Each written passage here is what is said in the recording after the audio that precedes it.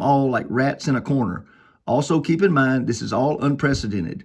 We are in a war already. People being taken off Facebook, Twitter, and Instagram. We're having thousands of followers taken away if you've supported this president or spoke out against the lockdowns or vaccines. Even the president himself was silenced. This is communism, and it's already here. This isn't America. That's why POTUS will fight. Be patient. What we need to do is share this to get the message out, to trust the plan. As Lynn Wood said, all lies will be revealed. The outcome will be glorious. We may begin to see things as early as tonight, and we are hearing that it will become hot around the 18th and 19th. Stay in prayer, stay in faith. This is our freedom, and we will win. Okay, so that was the basically the cliff notes of the call. Okay, we're supposed to have another call coming up soon that I'm hoping to be on. Okay, so now I'm going to go straight over to our first video I want to show you. And this was about, let me tell you something. I've got some powerful stuff for you tonight. Oh my gosh. Okay, but this is the first one, and it's about what happened at the Capitol. And this is the Epic Times here. This is really strong. This little gal explains what she saw happen there. She was a reporter for the Epic Times. Okay, so I'm gonna let this play, and here we go. Welcome back, everyone. We're here in Washington, D.C., continuing our coverage on what happened on January 6th. And we're sitting down with Masako Ganaha, who has been analyzing some of the video footage of what happened. Now, Masako is a Japanese independent journalist. She runs a YouTube channel, and she has some very interesting analysis specifically on the shooting of Ashley Babbitt in the Capitol building and some Antifa involvement around that. Masako, it's real great having you on Crossroads. Yeah, thank you very much. It's really nice to meet you. Thank you. And so we, of course, before this, we were going over some of the footage, and you were showing me these videos, some of the different videos out there where Ashley Babbitt is shot. And you had some very interesting analysis. Tell us what you observed in these different video footages.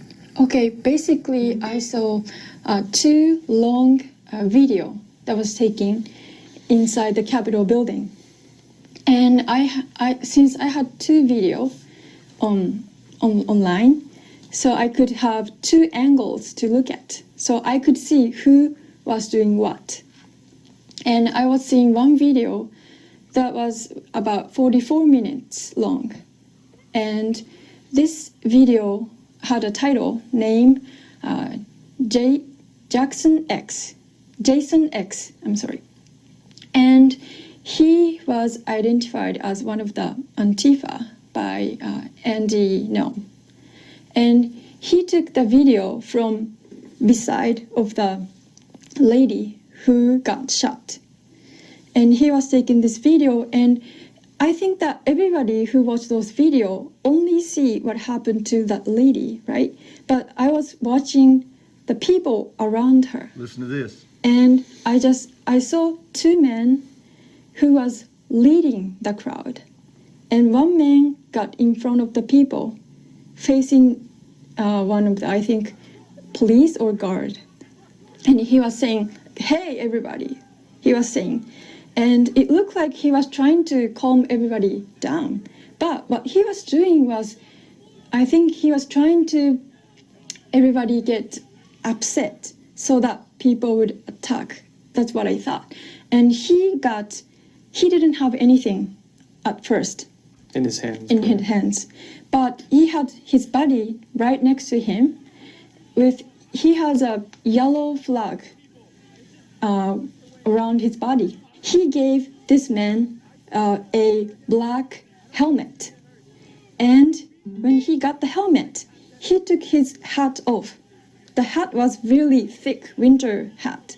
So I think he used it as a cushion to hit the glass with the helmet.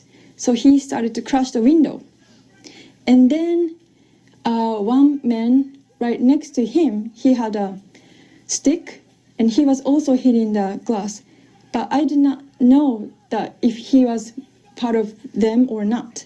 But those two are actually clearly communicating when they were doing this action. And then he broke the window And then the lady climbed up the window and she got shot.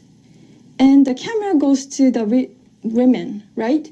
But though I was looking those two guys, one with the yellow flag went to the crowd. And the other one who actually hit the window went to downstairs where the police were. And I saw him. He did not escape. He was down there and he had his backpack. And it was gray and with black on the back. Changing clothes. So I could see that was his bag with the color.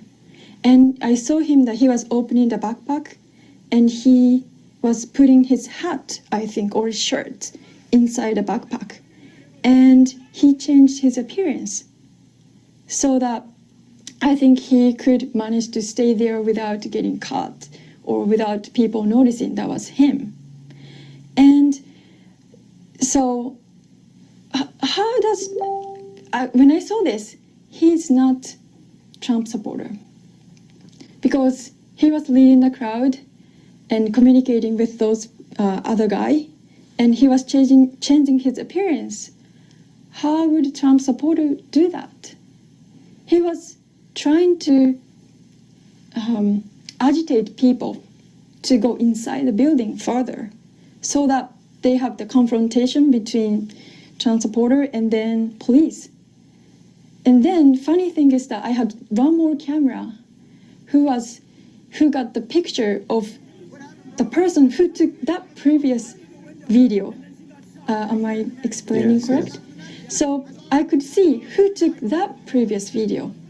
And I saw his face, and from that video, Andy identified. He said she got the shot, person who took the video was one of the members of Antifa. John Earl And Sullivan. he was taking the picture, the video, and I think he was there to report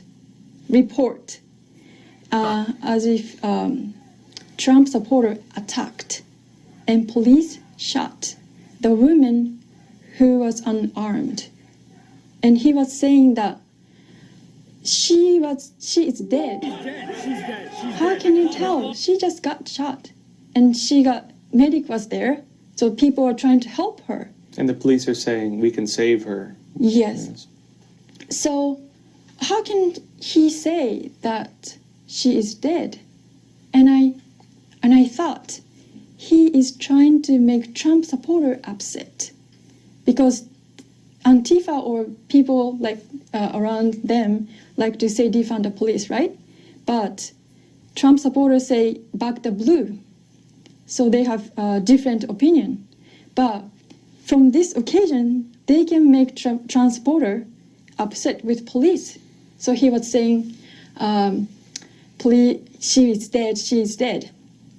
And then he started to walk around and telling people, she's dead, she's dead. So then people get upset with cops. And so Trump supporters started to yell at police.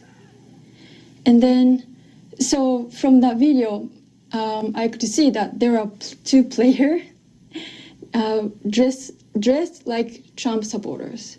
And then you have this Antifa guy trying to report, as he was one of the witnesses, telling that he saw what he saw. But eventually he appeared on CNN saying that he was a witness and he saw the women unarmed. But CNN didn't say about him or why he was there. And so it's a very strange incident right now. And then one of the other individuals who I would say is very suspicious at this point, actually I met in the parking lot afterwards. I was in the parking lot of the Capitol building during this whole thing, just talking to people. Came out and was shouting, walking down the street, they shot her, and was really agitating as he walked. And this individual seemed suspicious. I published a video of him talking about the shooting of Ashley Babbitt. You could see it in them. They were agitating us. They were hitting us. They shot a woman from another side of the glass. We hadn't even breached that area yet. To you, what does this whole incident show you? Because you've put this picture together now. Mm-hmm. Actually, this is not new to me. But in Japan, we cannot own guns.